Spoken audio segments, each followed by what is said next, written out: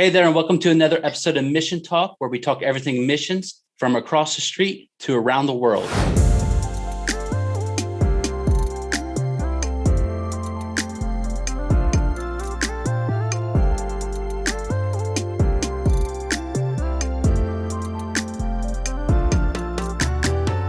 Speaking of across the street, we're going to go across the street and a little down the road right here in our hometown of Wilmington, Ohio, to Sugartree Ministries. I have live with me now Lee Sandlin, the director of Sugartree Ministries. Lee, thanks for jumping on with me. Thanks for having me. So, Lee, like we had already previously talked and we've communicated some on the phone, the whole point of this show is to give missions, both local and worldwide, a place to display what their mission is, give us a chance to get to know you, and how people can help support.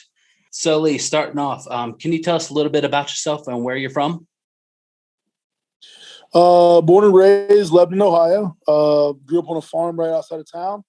Went to Lebanon schools and graduated from there, and have been doing ministry since I was 18 years old. Youth ministry, outreach, foreign mission, street ministry. I've done a little bit of it all. What's some of the other missions you have been involved in or ministries?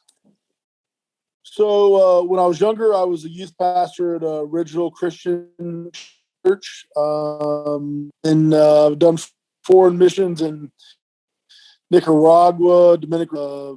We did West Campus ministry at FOP at Middletown. So I did some street ministry and some youth outreach there in Middletown.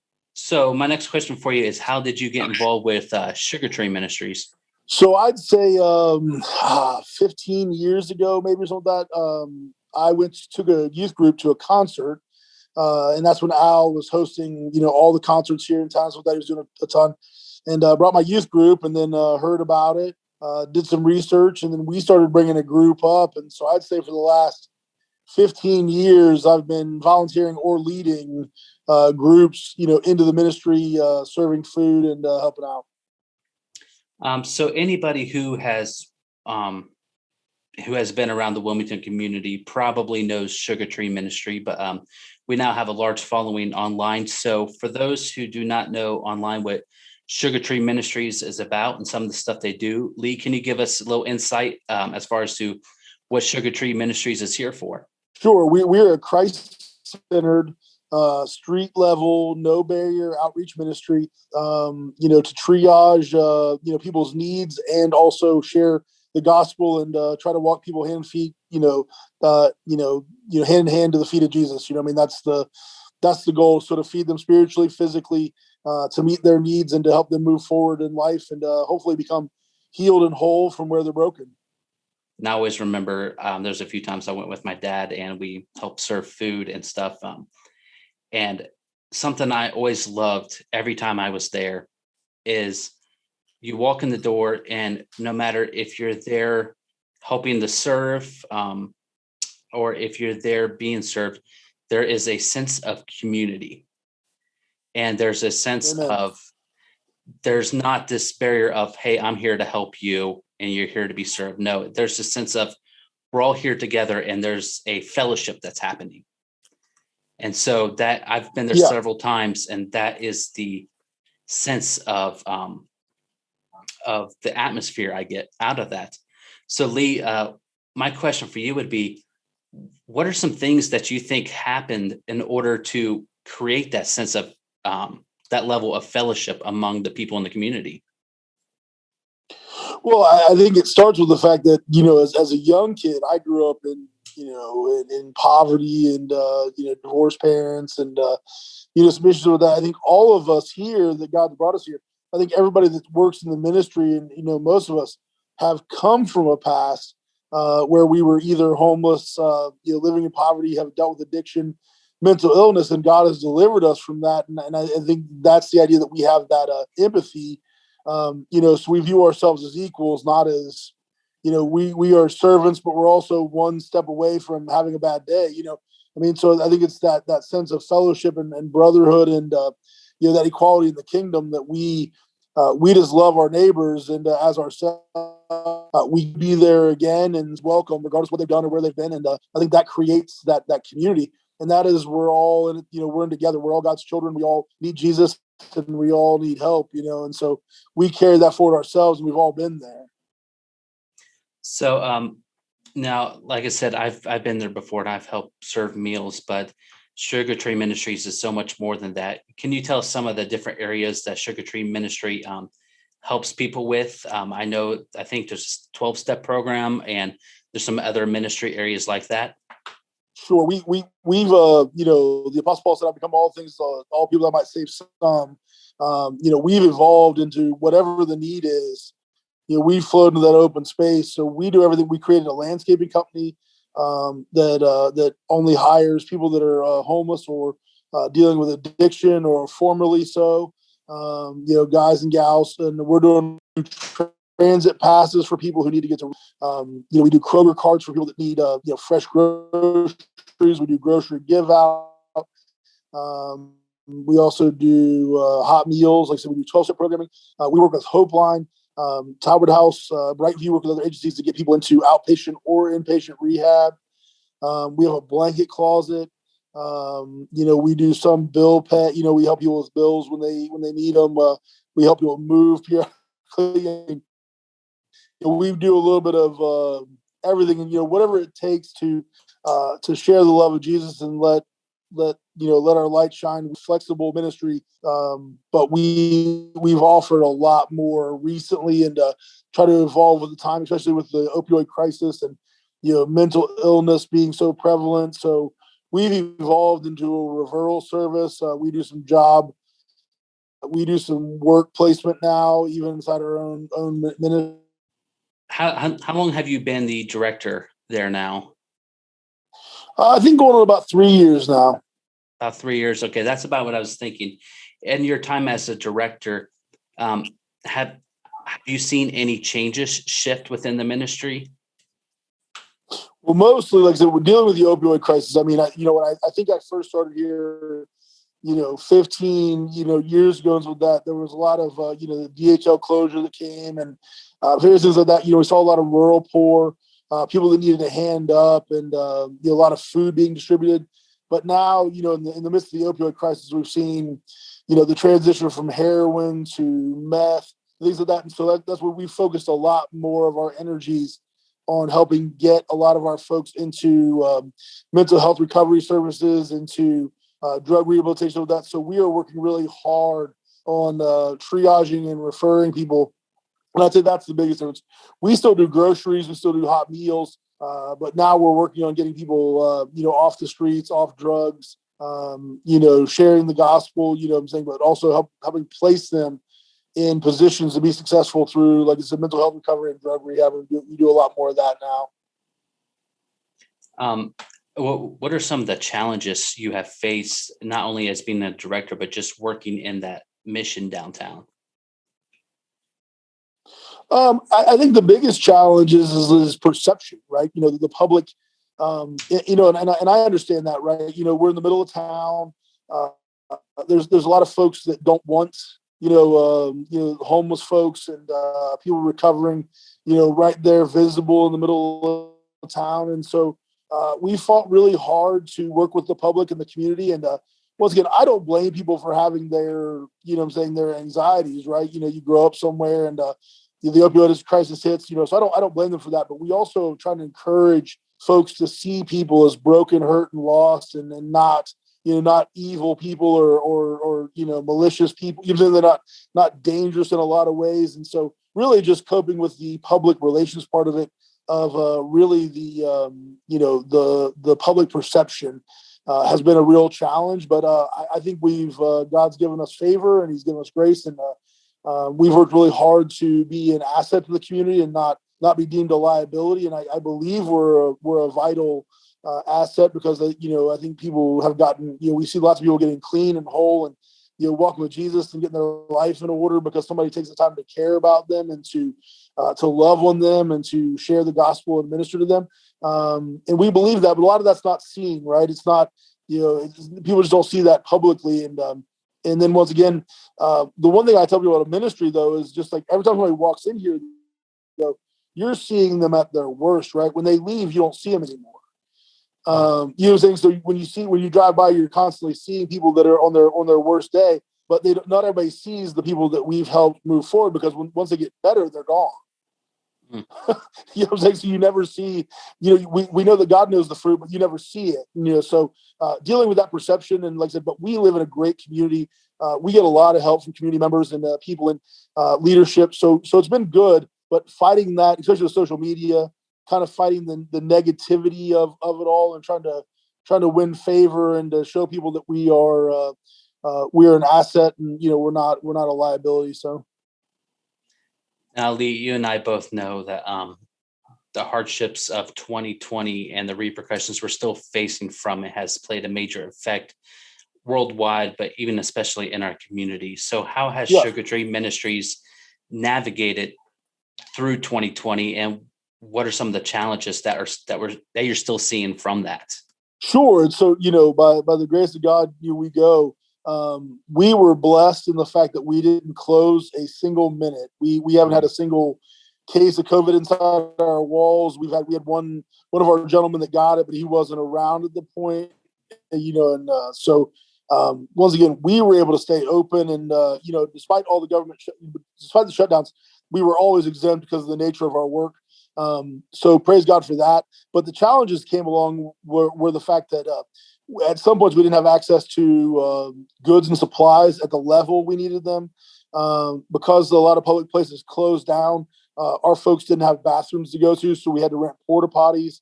A lot of our church volunteers were older, so we've had a crew of about 10 to 12 guys and gals that have ran our ministry for the last year. We're used to having hundreds of volunteers, come in here every month, and we've been really running it with, 10, 12 people. Now the churches are still making food, but they're coming into the building and working. And then, also with all the disposable materials, the hygiene materials, our expenses have gone up, quite a bit, because we're having to buy all those things for, health and safety, and so now God's blessed us. We've been able to do that. And so no worries there. He's provided all our needs, but still, the challenges our expenses have gone up. Our volunteers have gone down. You know what I'm saying? So it's been a rough year, but praise God, we didn't have to close, a minute. We didn't miss a single meal. We, praise God, get through so far. It sounds like I also heard there's several blessings in that. What are some of the other blessings you have seen, not just from 2020, but just over your 15 plus years of being there? What are some of the key moments that stuck out in your mind of saying, this is a God thing, this is a blessing? Yeah, sure. So the idea is that we make this challenge ourselves all the time, that a lot of our culture, our world is transactional.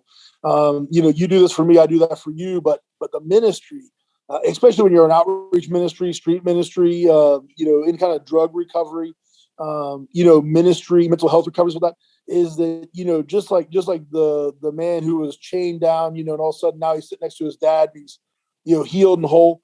I get the opportunity to see people that are broken, that a lot of our culture thinks is beyond repair. That they burn all their bridges. They have no chances. There's no redemption. And man, to see Jesus just work in them and then become healed and whole, and, walking and, getting married, having kids, becoming productive members of society. I mean, it's just to see the transformation instead of the transaction. And, God's in the transforming business. I mean, to see lives transform, and then for people to come back. I mean, they do all the time. They come back and they'll come give you a hug, and they're there, and you're like, oh my goodness, like, you were dead, and now you're alive. You know what I'm saying? So to see the transformation of what Christ does in people is just a blessing beyond blessing, and we get to see that all the time. We get to see that often. I like how you say that, Lee. You see the transformation and not the transaction. And like you was talking about, the perspective is key here, because we see in different perspectives as a community. We all see in different perspectives, but a mentor of mine once said, and you just brought that back to me. He said, when you are doing the work of the Lord, you need to see through the perspective of God's eyes and not your Amen. own. Yep. And so that is the perspective to have. And that sounds like exactly what Sugartree is striving for. You was talking about some of the people you said that they're coming back. Do you see a lot of people who has been through the programs or that you've seen transform that have come back and now volunteer? Yeah, absolutely. For them to come back into some of them brought their children, their spouses in to see, yeah, totally giving back. And then also to see them be able to talk to folks and say, hey, I was where you were and you can be where I am. I mean, just that testimony, right? The blood of the Lamb and the word of the testimony. I mean, the idea to see Jesus in their life and see the transformation is as powerful. So we have them come down and sit down all the time and just say, and even social media, right? We've had some people that have been, critical. We've had some of our folks come on and say, hey, I've been there, and this is where it's at, and this is how to get better. And so just that people coming to our defense even has been pretty remarkable. So, Lee, as we look here and we're coming out of 2020, is there a vision that you want to see Sugartree missions take the next step in? Sure. And we call it transitional, right? I mean, I think when you're dealing with, we've always done a great job at meeting basics. God's always to be more people, across the bridge into the next phase of their life and help them transition. And so with the landscaping crew, with some of the other programming, my dream isn't just for somebody to come here every day and, eat, which we are willing to serve them regardless, right? Whether they get better or not, they're our brothers and sisters, they're fellow human beings. I'm going to serve everybody that comes to my door, regardless of what they've done, where they've been, or how often they show up. But if it's within our power and God blesses us, which he has, put them on that path, create opportunities for them to get to work, to get to rehab, to get back, to get into life, to get into housing. And we're trying to create more opportunities by doing, more creative things working with, Hope Line and Talbot House and Brightview, and then working with our landscaping crew and working with Metro Housing and Community Action and using the homeless shelter, continuing to work on creating more pathways forward to get people out of homelessness and out of addiction and out of mental health, out of bondage, really. I mean, it's a deliverance ministry, right? It's to go from being bound and, impeded to being free. So Lee, you have talked about some about the food that goes on in there, whether it's the food that you feed people or you have the kitchen shelf ministry. Yeah. I know a lot of that is done through volunteers. Can you just give us a glimpse into how all that is collected, how that happens?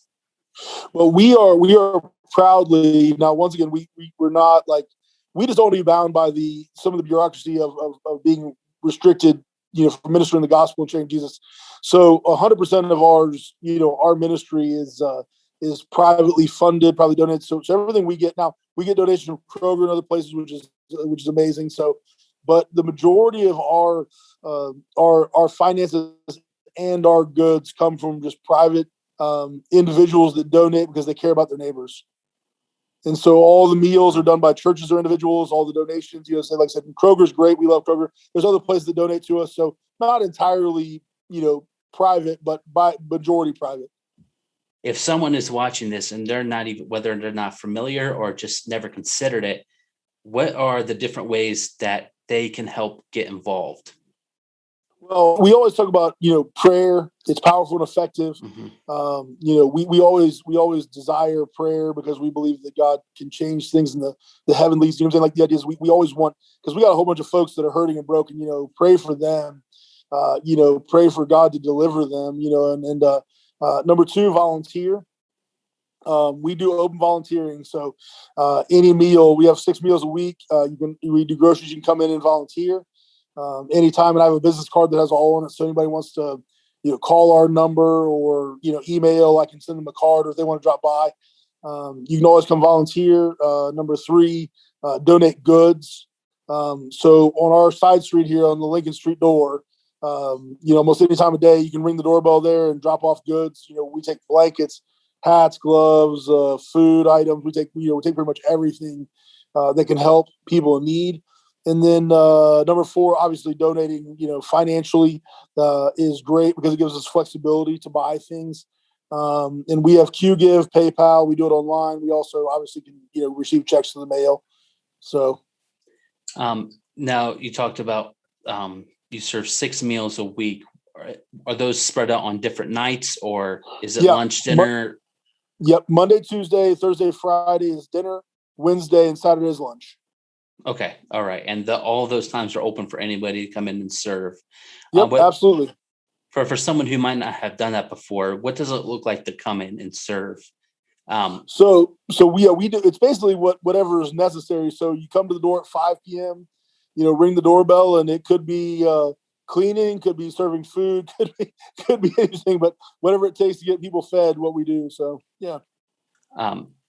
Because I'm, like I told you, I've been there a few times and served, and like I said, when you do that, I went in with the with the wrong perspective, like we talked about, with this perspective of, oh, I'm here to help.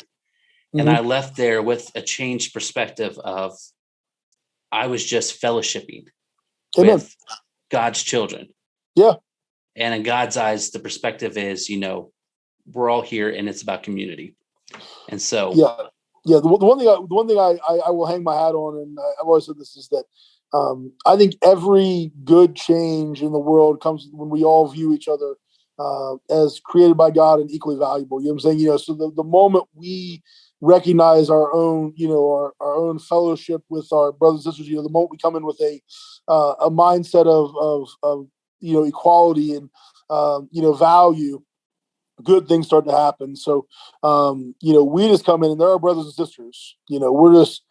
They're eating in God's house, and we feed them, but we're not better than, or what I'm saying? We are there together. Yep. And that's exactly the whole reason Christ came, is to show us how to do this.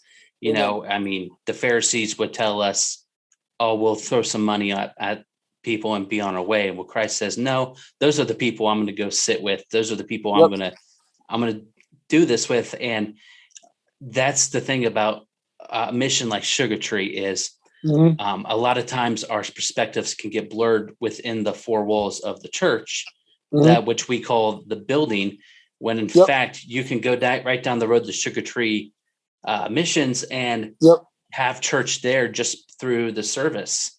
Yeah, we will take relationship over religion every day. Mm-hmm.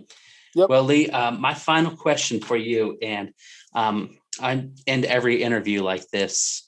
I always say I'm a big fan of the Apostle Paul's teachings, and anytime you see a lot, when he prays such specific prayers so that something specific will happen.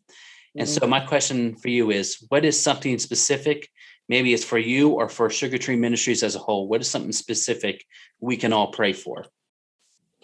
Well, for us, like I said, talk about deliverance, is that we are always praying that our folks on the streets that are hurting and broken just open their hearts to Jesus. The idea is always pray that dead stuff, it breaks off, and break the chains and the yoke and the bondage and that. So pray specifically for folks that are currently in mental health crisis, addiction, that God just radically just breaks all that those impediments off of them so they can be free.